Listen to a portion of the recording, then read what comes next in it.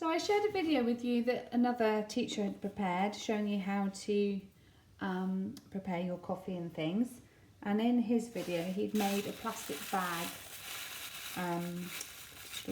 sponge to dab your printing ink on with, or your coffee.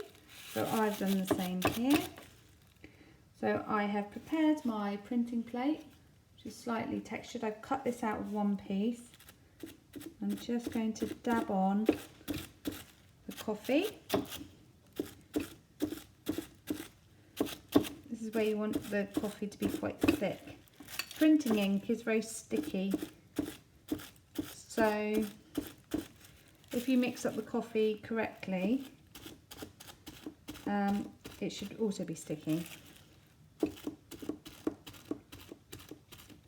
Now the artist we're looking at did use quite muted colours like peaches and browns and greys and blacks. So this colour could be quite good. I'm going to put it on top of my prepared piece of paper. I get a spoon to rub it with. Now the piece of paper I prepared underneath had cut out pieces of paper stuck to it, so a collage.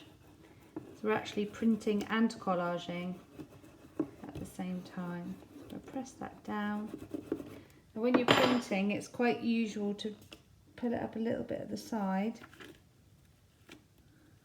That's worked quite well, to see if it's worked. If you pull it up slowly, if it hasn't worked, you can press it back down. So that's not bad actually. That's worked quite well. If you don't like these bits in between, you have to be careful not to get it on the plate in between here, or just try and rub on the raised bit. That's not too bad. I've got some good examples now. Right, I'll be back with some more in a sec. The other thing you can do once you've printed your picture, as a challenge, you could try and do a whole picture rather than just one aspect of it. I tried a feather here. So you could take one aspect of her work, like so. But if you're not happy with it, or you want to add some detail, you can draw into it with biros. So this is the one I'm working on here, and I'll put that on the PowerPoint. But basically, you can start adding in the detail. So for example, I'm going to add that into the centre. It's got a little dot. Add some dots around. That stem needs to come down here.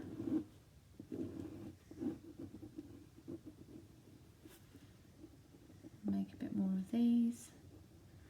Now I don't think the artist would have done this, perhaps. Though she might have. I think she probably printed the whole of her painting. Not her painting, her print. But where we're a bit limited with what we've got at home, we can just work in her style without having to be exactly the same as hers. So yeah, you can work into it if you want to.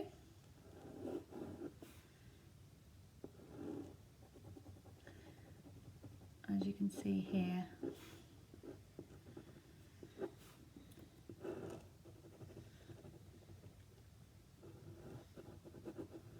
So I'll carry on working on this, and then I'll post the final version for you to see in the PowerPoint. Okay, it's just about fun, this task, so see what you can produce.